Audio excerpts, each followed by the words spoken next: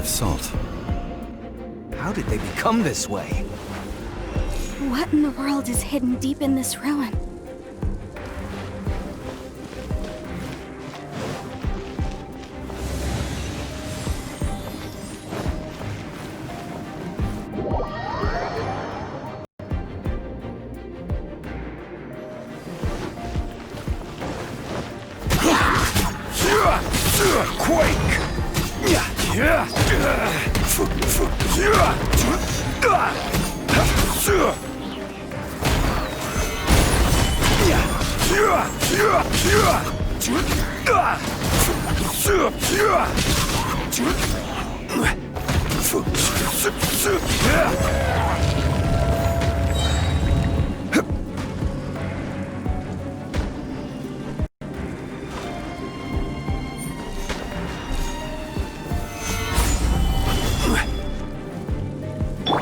Let's play!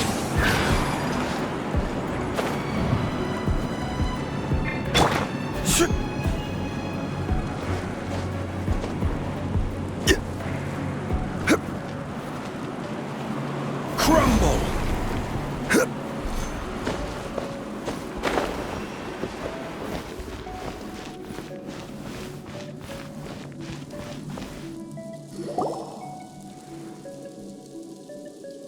Look at this! It's filled halfway with salt. Just looks like a fancy salt holder. Seems like the god of salt was a god lacking in treasures. According to my knowledge, it's no ordinary vessel. Although it is only half full, it is also forever half full. That is to say, it is bottomless. What? You're saying that even if I pour the salt out, the amount inside won't change? Exactly. Able to produce endless salt. The god of salt is powerful indeed. Finally, after all that effort, I've found precious treasure. I claim this as mine. I just need to pour the endless salt into 1,000 or 10,000 bags. I can sell it and make a fortune! Hey! How can you use a relic of the god of salt for such a shallow pursuit? If Mr. Clement wants this salt chalice, then the next object we find will belong to Miss Wanyan, according to the contract agreed upon. Of course, as we agreed. But how can anything be worth more than this rare find? Since we have a contract, it's no use for me to fight with him. Then let's move on, shall we?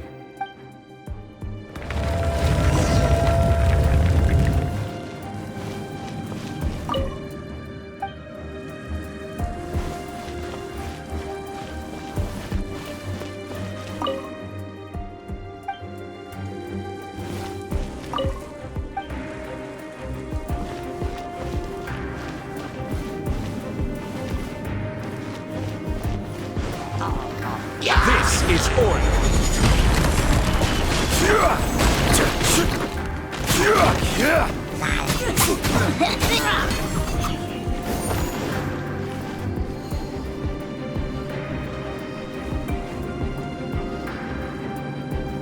Rise! Rise!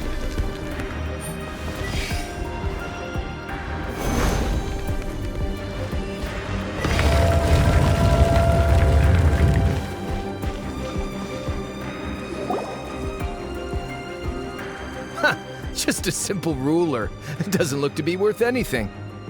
This, if I remember correctly, this is some kind of measuring tool. Indeed. But the god of salt imbued it with another power. When you stick this ruler in the ground, the surrounding area will become covered in salt, much like a rising tide covers the earth. The deeper it is stuck in the ground, the more salt will appear. It is essentially a bumper harvest of salt. What? That's even better than the salt chalice! Well then, according to our contract, the salt ruler goes to Miss Wanyan. No, unacceptable. I paid for and organized this entire expedition. Why should I get the short end of the stick? And this girl has been useless! Why would she get anything?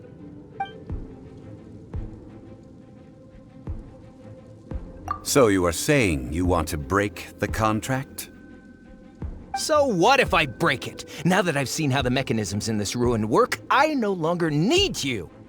Let's not forget who hired who here. Why should I let you make the rules? Because you agreed to a contract. Rex Lapis once said, "Ones who break their contracts shall suffer the wrath of the rock." That is one of your Liyue gods. I am from Snezhnaya. I Will suffer the wrath of the rock. You may find it rather unpleasant.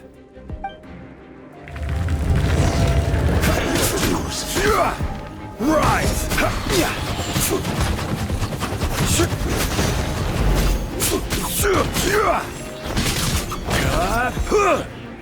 Crumble! I will have orders!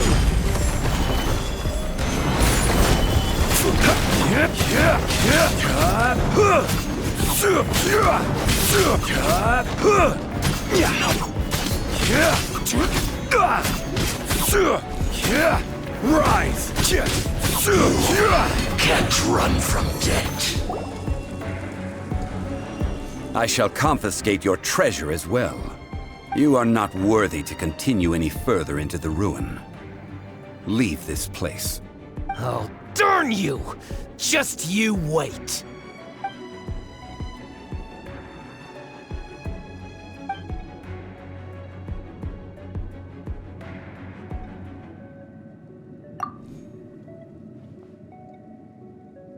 Clement's wrongdoing stemmed from greed, yes. But besides greed, there are many other things that may tempt us to break contracts. When people see the object of their dreams, how many are really able to control their desire and follow the contract? I think we should be honest with each other now. That in truth, not a single member of this archaeological expedition came here for archaeology. Why do you say that? Miss, you lack even the most basic archaeological knowledge, and can recognize naught but a few simple relics. However, you are an expert when it comes to anything regarding the god of salt. You aren't interested in archaeology or relics. What you're really interested in is the god of salt. I believe those legends about the god of salt that you mentioned on the Pearl Galley are passed down between generations at Yinyuan Hall. Okay, that's enough. Sir, you are indeed a man of great knowledge and talents. I seem to have been right to seek you out once I plucked up my courage. You're right. I'm not a scholar of archaeology. I come from one of the 8 trades under the jurisdiction of the Qixing, Yinyuan Hall of the salt industry. Our ancestors were those protected by the god of salt all those years ago, when the Archon War engulfed the land in chaos.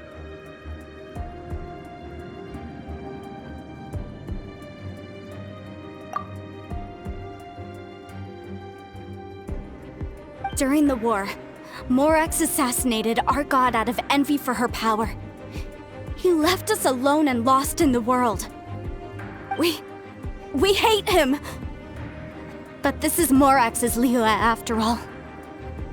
And its history is written as he wishes. So I seek proof of Morax's guilt.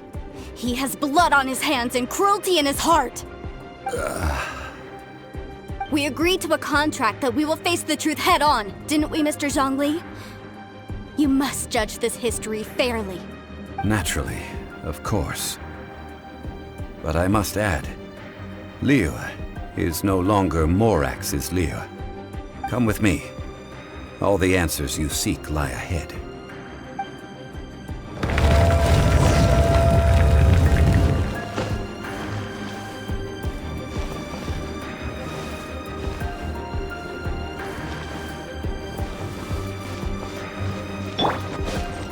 Let's play!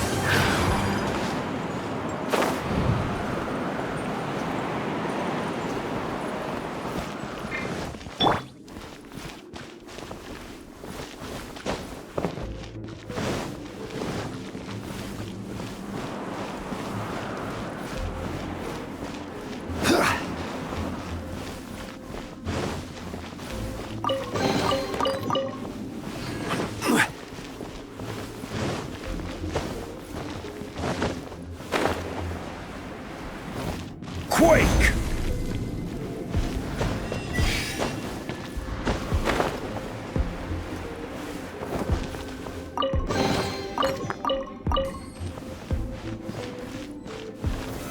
Solidify!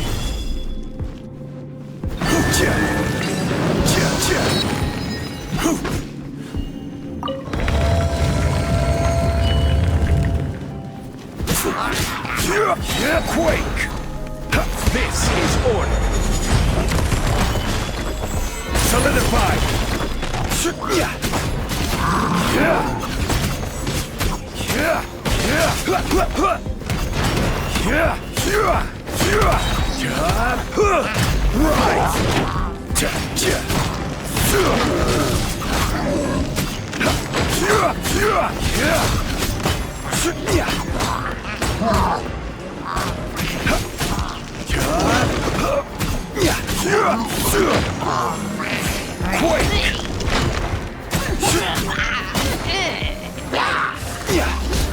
This is order.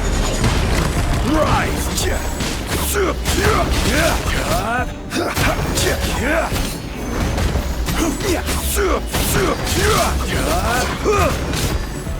Solidify!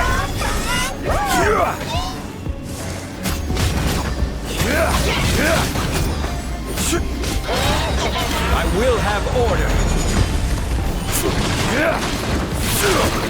Gather.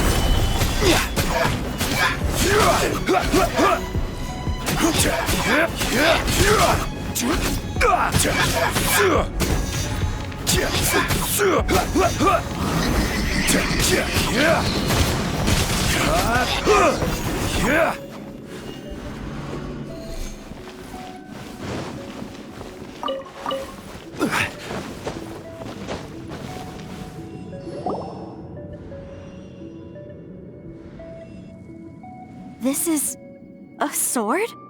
Aha! It's a broken sword! This is proof! This proves that the God of Salt had to fight back against the evil Morax. But sadly, she was defeated. The power of this sword surely is much greater than that of the Salt Chalice and Salt Ruler. If we can repair the sword, then we can show the world the mighty power of the God of Salt. 2 pieces of a broken sword. From an archaeological perspective, these are 2 separate relics. According to the contract, you can only claim one. Why? We were alternating claims to treasure, true. But Clement is no longer here. Yes, but the only one object per claim clause still holds true. You cannot take 2 relics at the same time. This logic!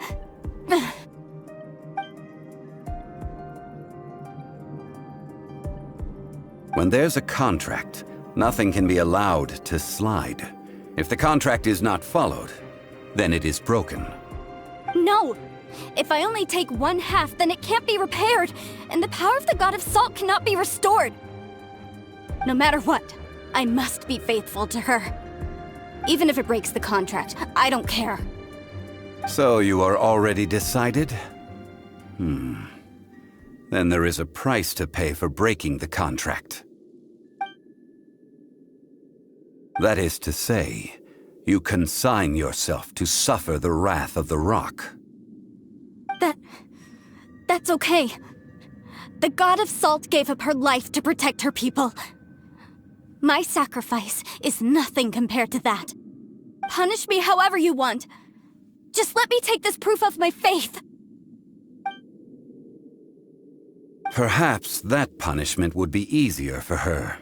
But, as punishment, I will tell you the truth.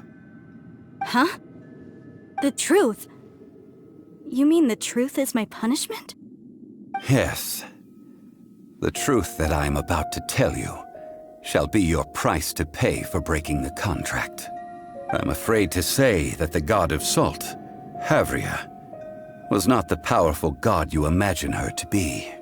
Rather, she was a small and weak god who yielded to all other gods. When it came to war, she lost, never able to win a seat among the 7. What? During the Archon War, the gods of this world used all their strength and cunning to vie for control of Tevat. But Havria instead chose to flee. She thought that by giving up before a fight could start, she could save herself and her people from the war. However, during such a long war, there is no end to the advances of aggressors. After making countless concessions, Havria lost all of her lands, until only one small haven remained. No.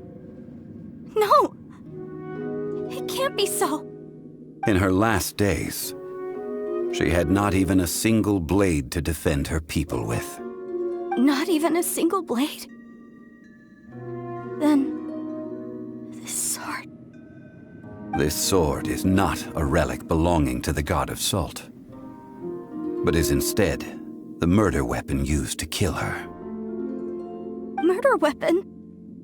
No! That's not true! That can't be true! You're trying to test my faith in the god of Salt. As I said before, I only state the facts. Preposterous! You are a follower of Morax! Don't try to trick me!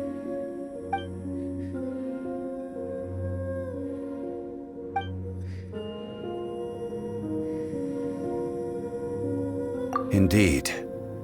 Otherwise, why would I use the truth as punishment? I did not want to tell her such cruel facts. But the contract was broken. Let's follow her deeper into the ruin. There, I fear, we will find something that will leave her no choice but to face the truth.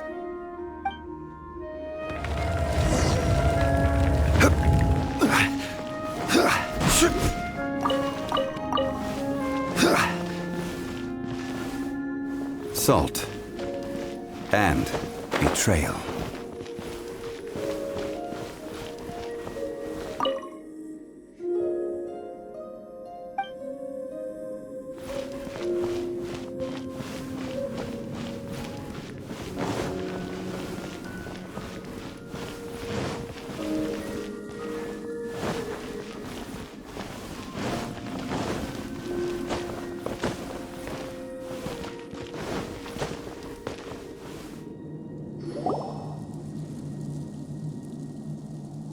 What are all these?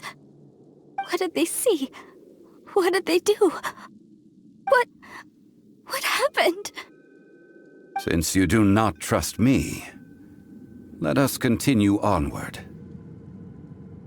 That which lies beyond this door will show you all that happened back then.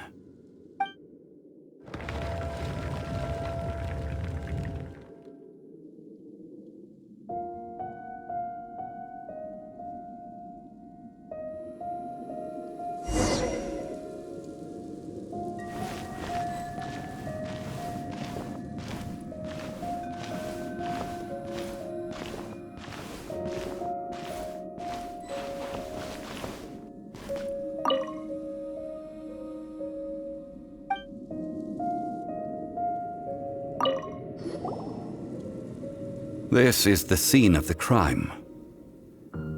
Havria's body dissipated, leaving nothing but these traces of salt. Her dying moments have since been frozen in time to this very day.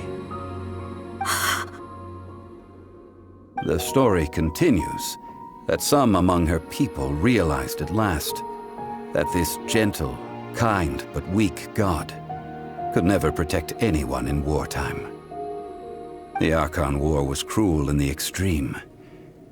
Instead of consigning her to the agony of defeat, they thought perhaps it would be better to give her a quick release.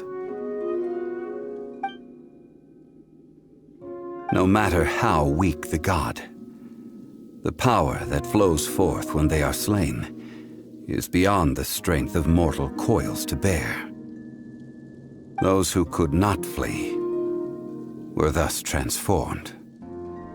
Those of her people who were untouched by this disaster left for Liyue, where they sought refuge with Rex Lapis. Their descendants feared Havria's remnants and lived in terror that she had laid upon them an eternal curse. So they risked their lives to come here, to break the sword, and offer up obeisances in hopes that her anger might be appeased. But they need not have done so. For how could a god who had never once resisted, even till the end, nurse hatred for her people in her heart? Even if this is so, I can't! This must be a lie. A false history, all of it! Don't you dare try to shake my faith!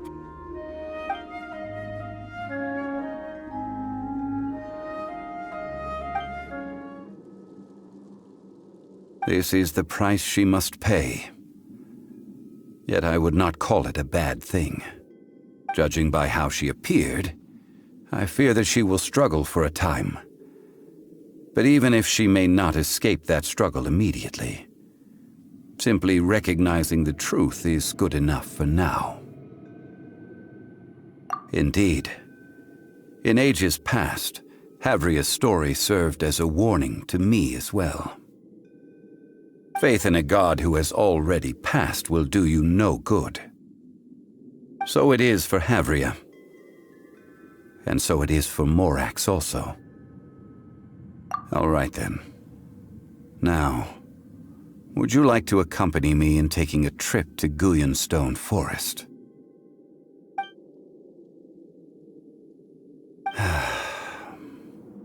Treading old ground, telling old stories. One cannot help but be reminded of old acquaintances.